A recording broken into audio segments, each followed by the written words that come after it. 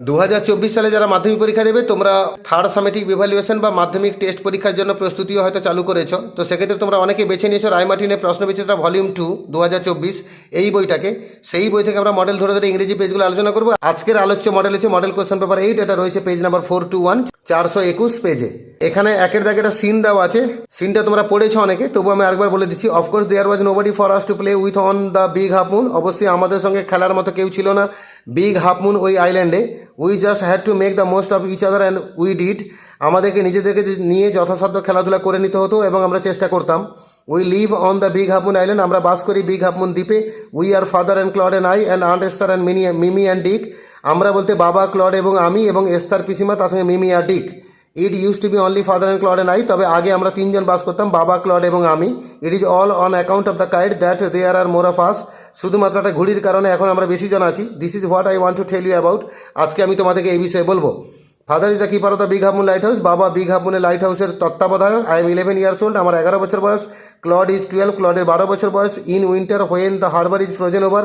শীতকালে যখন গোটা বন্দরটা জমে বরফ হয়ে যায়, we all move over to the mainland.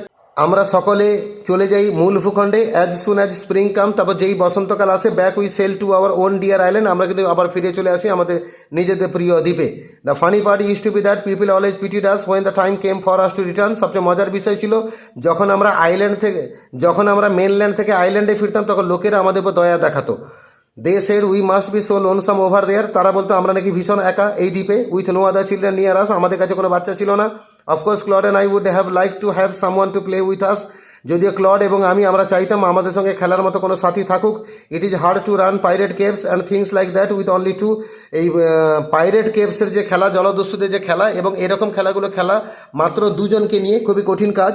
But we used to quarrel a good deal with the mainland children in winter. কিন্তু শীতকালে আমরা মেনল্যান্ডে বাচ্চাদের সঙ্গে প্রচুর ঝগড়া করতাম। So it was perhaps just as well that there were none of them on the big half moon. তার সম্ভবত কারণ যে বিগ হাফ মুন আইল্যান্ডে ওদের মধ্যে কেউ ছিল না। Claude and I never quarrelled. তবে ক্লড আর আমি কখনো ঝগড়া করতাম না। To be sure father did not seem to have any relations except us. নিশ্চিত কথা বলতে গেলে বাবার কিন্তু অন্য কোনো আত্মীয় ছিল না আমাদেরকে ছাড়া।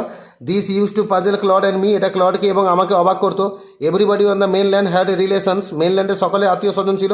Why had not we? আমাদের ছিল না কেন? Was it because we lived on an island?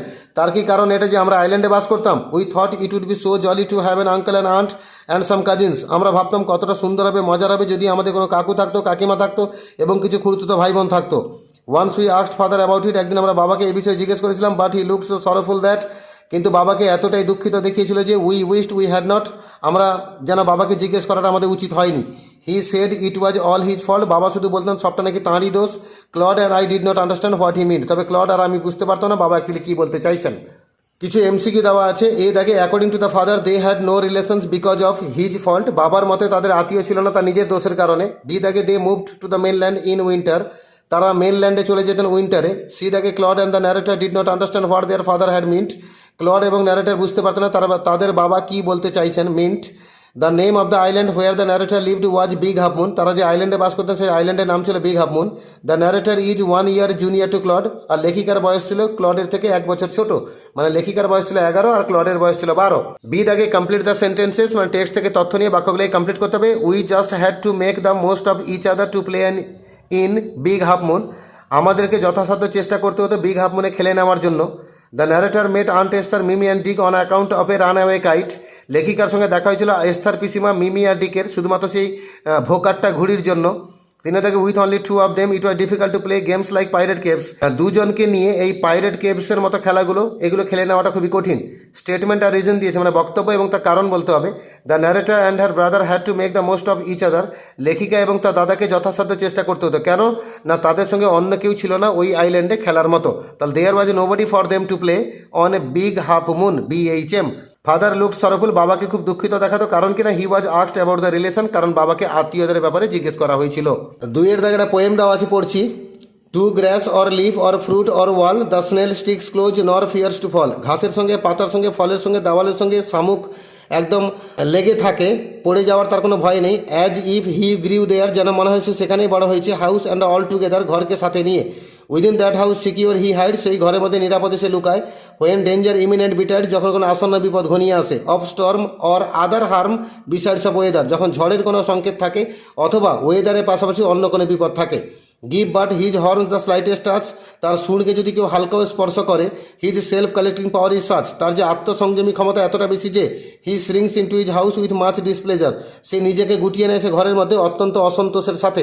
Where ever he dwells alone, সে যেখানেই বাস করে সে একাই বাস করে। Except himself has chattels none, তার নিজেকে ছাড়া কোনো আত্মীয় স্বজন বা আপনজন বা আসবাবপত্র কিছু নেই। Well satisfied to be his own whole treasure, নিজের যা কিছু আছে ওটাকে নিয়ে সে সন্তুষ্ট থাকে। Thus hermit like his life he leads, এইভাবে সাধুর মতো সে জীবন কাটায়। Nor partner of his banquet needs, তার ভোজনশালায় কোনো সাথীর প্রয়োজন হয় না। And if he meets one, যদি তার সঙ্গে কারো সাক্ষাৎ হয়, অনলি ফিডস দ্য ফাস্টার, সে দ্রুত খেতে শুরু করে। Who seeks him must be worse than blind, যে তাকে খুঁজতে যায় সে অন্ধের থেকেও খারাপ। He and his house are so combined, তার ঘর এবং সে এতটাই যুক্ত থাকে যে if finding it he fails to find its master, যদি তাকে খুঁজেও পাওয়া যায় ঘরটাকে, কিন্তু তার মালিককে খুঁজে পাওয়া যায় না। কিছু এমসিকিউ আছে। The snail faces imminent danger when there is storm, মানে শামুকটা বিপদের গন্ধ পায় যখন ঝড়ের সংকেত থাকে। বিদ আগে the snail is not found sticking to a flower, শামুককে কার সঙ্গে লেগে থাকতে দেখা যায় না। এই লিফ ওয়াল ফ্রুট এদের সবার সঙ্গে লেগে থাকে, শুধুমাত্র ফ্লাওয়ারের সঙ্গে লেগে থাকে না। সিদ আগে দ্য স্নেল ডিসলাইকস টাচিং ইট, শামুকটা পছন্দ করে না কেউ তার ড্যাশকে স্পর্শ করুক। উত্তর হচ্ছে সুঁড়কে, উত্তর হচ্ছে টেন্টাকেলস মানে সুঁড়। টেস্টে বলা ছিল হর্ন, এখানে হর্ন অপশন নেই, তাই টেন্টাকেলস অপশনকে আমরা টিক মারবো। A snail loves to dual, একজন শামুক ভালোবাসে বাস করতে অ্যালোন, একা। এবার বি দাগে ট্রু ফলস আছে, টিএফ লিখবো, সঙ্গে সাপোর্টিং স্টেটমেন্ট দেবো। একের দাগে the snail and his house are inseparable, শামুক এবং তার ঘর দুটো কিন্তু অবিচ্ছেদ্য, অবশ্যই true. He and his house are so combined, এটা supporting statement. The snail is afraid of only the bad weather, শামুক শুধুমাত্র খারাপ আবহাওয়াকে ভয় পায়, কথা ভুল, খারাপ আবহাওয়াকে তো ভয় পায়, সঙ্গে সঙ্গে অন্যান্য বিপদকেও ভয় পায়। Other harm besides of weather, মানে আবহাওয়ার পাশাপাশি অন্যান্য ক্ষয়ক্ষতি, এটা হচ্ছে সাপোর্টিং স্টেটমেন্ট। একটা আনসিন প্যাসেজ দিয়েছি, পড়ে মানে বলছি।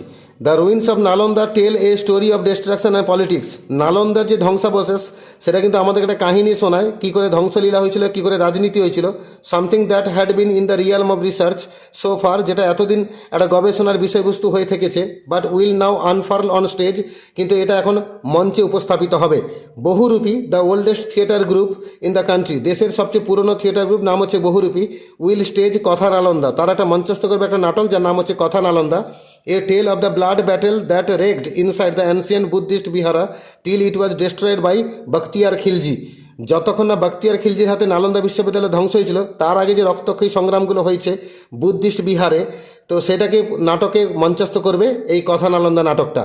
The play will be launched on May 1 to mark the 68th birth anniversary of the group at the culmination of the theatre festival that Bohurupee will host at the Academy of Fine Arts from April 29।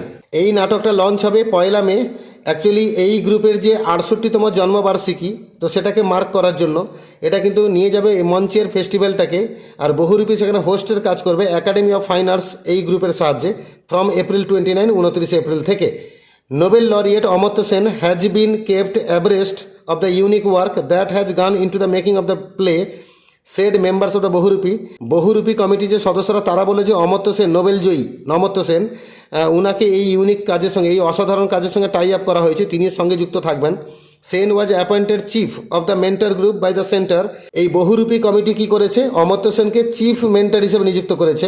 Two receive the ancient university, এই প্রাচীন ইউনিভার্সিটিকে receive করার জন্য। That was the greatest seat of Buddhist learning in the world, দুনিয়াতে বৌদ্ধ শিক্ষার জন্য সবচেয়ে মহানতম প্রতিষ্ঠান এটা ছিল। The play has been directed by Debesh Roy Chowdhury, এই নাটকটাকে ডিরেকশন দেবেন Debesh Roy Chowdhury. A senior theatre artist Partha Goswami, একজন বয়স্ক theatre artist Partha Goswami who had worked with Shambhu Mitra, যিনি শম্ভু মিত্রের সঙ্গে কাজ করেছেন, will be seen as a cast member, তাকে দেখা যাবে কাস্ট মেম্বার হিসেবে। Bahurupi will also bring back its old favourite ফুল্লরার পালা, এই বহুরূপী অবশ্য কী করবে, একটা পুরনো নাটক ফুল্লরার পালা তাকে ফিরিয়ে আনবে to the theatre festival, theatre উৎসবে। This is an old Kumar Roy favourite, এটা ওই পুরনো নাটক, কুমার রয়ের খুব প্রিয় নাটক। Roy had directed this play based on ফুল্লরার উপাখ্যান ফ্রম মঙ্গল কাব্য, কুমার রয় এই নাটকটাকে তিনি ডিরেকশন করেছেন, এটা কিন্তু গড়ে উঠেছে ফুল্লরার উপাখ্যানকে ভিত্তি করে, যেটা মঙ্গল কাব্য থেকে নেওয়া। Though the legendary Roy who was considered to be the lieutenant of Shambhu Mitra, এই লেজেন্ডারি মানে মহান প্রবাদ প্রতিম রয়, যাকে মনে করা হয় শম্ভু মিত্রের বিকল্প, ইজ নো মোর, তিনি হয়তো এখন নেই। The posters that are being designed by Bohurupee will bear his name as the director, তবে যে পোস্টার ডিজাইন করেছে তাতে কিন্তু ডিরেক্টর হিসেবে তাঁরই নাম লেখা থাকবে। There is a lot of an allegory in the play, আলংকারিক যে অ্যালিগরি তার প্রচুর উল্লেখ থাকবে এই নাটকে। Roy had deftly used it so that the audience immediately connects them to the contemporary events, তিনি এমনভাবে সংযুক্ত করেছেন যে অডিয়েন্স কিন্তু খুব সহজে কানেকশন করবে কন্টেম্পোরারি যে ঘটনাগুলো তার সঙ্গে, সমসাময়িক ঘটনার সঙ্গে। We hope to bring that flavour back, আমরা সেই আগেকার ফ্লেভারটাকে ফিরিয়ে আনবো। সেড 81-year-old সমীর চক্রবর্তী, 81 বছর বয়সী সমীর চক্রবর্তী এই কথাগুলো বললেন। সেক্রেটারি অফ বহুরূপী, তিনি বহুরূপীর secretary. Who has been associated with the group since Raktakarabi, যাকে এই গ্রুপের সঙ্গে যুক্ত করা হয়েছে সে রক্তকরবীর আমল থেকে। Which was staged for the first time by Mitra, যেটাকে প্রথমবার মঞ্চস্থ করেছিলেন Shambhu Mitra. Another old play, আর একটা পুরোনো নাটক, অলসো বহুরূপী ফেভারিট, সেটাও বহুরূপীর খুব প্রিয় নাটক, সেটা হচ্ছে রাজার খোঁজে। Will be staged in the festival, এটাও এই উৎসবে মঞ্চস্থ করা হবে। The uniqueness of the play lies in the fact that during the second world War, আর এই নাটকের যে অসাধারণত্ব যেখানে রয়েছে সেটা হচ্ছে দ্বিতীয় বিশ্বযুদ্ধের সময়ে এ পলিশ ট্রান্সলেশন অফ ট্যাগোরস ডাকঘর, সেসব রবীন্দ্রনাথ ঠাকুরের লেখা ডাকঘর, সেটা পলিশ ট্রান্সলেশন মানে পোল্যান্ডের ট্রান্সলেশন হয়েছিল। Was staged inside a concentration camp, একটা কনসেন্ট্রেশন ক্যাম্পের মধ্যে ওটা মঞ্চস্থ করা হয়েছিল। রাজার খোঁজে is a Bengali version of that Polish play, আর রাজার খোঁজে হচ্ছে এই পোল্যান্ডের যে নাটক তার বেঙ্গলি ভার্সন। এমসিকিউ কিছু দেওয়া আছে। একের দাগে the name of the secretary of Bahurupi ই সমীর চক্রবর্তী, আর ফুল্লরার পালা ওয়াজ বেস্ট অন মঙ্গল কাব্য, মানে ফুল্লরার উপাখ্যান থেকে নেওয়া হয়েছে, আর ফুল্লরার উপাখ্যানটা হচ্ছে মঙ্গল কাব্যের অন্তর্গত। তিনের দাগে Nalanda the ancient Buddha Vihar was ruined by Bakhtiyar Khilji, Bahurupi a group is celebrating its 68th birth anniversary, 68তম জন্মবার্ষিকী পালন করছে। The play Katha Nalanda is directed by Debesh Roy Chowdhury. The play Dakghar was written by Rabindranath Thakur. আর বি দাগে ট্রু ফলস আছে, টিএফ লিখতে হবে, সঙ্গে সাপোর্টিং স্টেটমেন্ট দিতে হবে। একের দাগে Samir Chakraborty has been associated with Bahurupi till his death, কথাটা ভুল, ফলস হবে।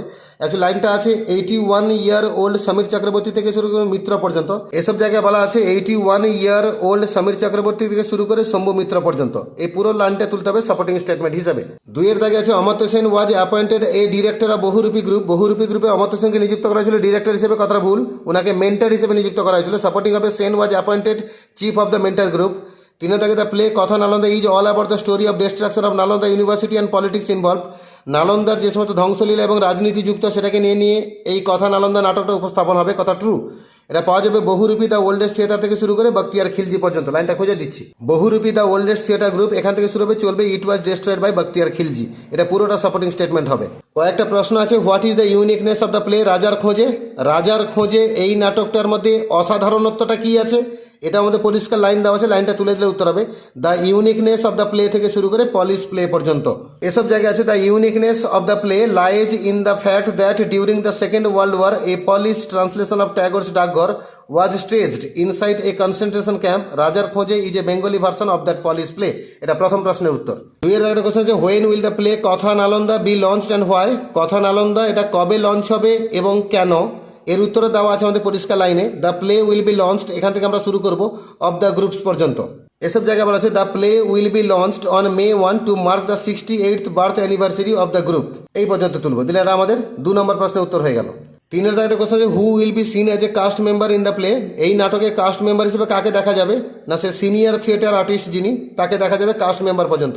এ সিনিয়র থিয়েটার আর্টিস্ট থেকে শুরু করে কাস্ট মেম্বার পর্যন্ত, এখান থেকে উত্তরটা শুরু হবে। A senior theatre artist Partha Goswami who had worked with Shambhu Mitra will be seen as a cast member, এটা 3 নম্বর প্রশ্নের উত্তর।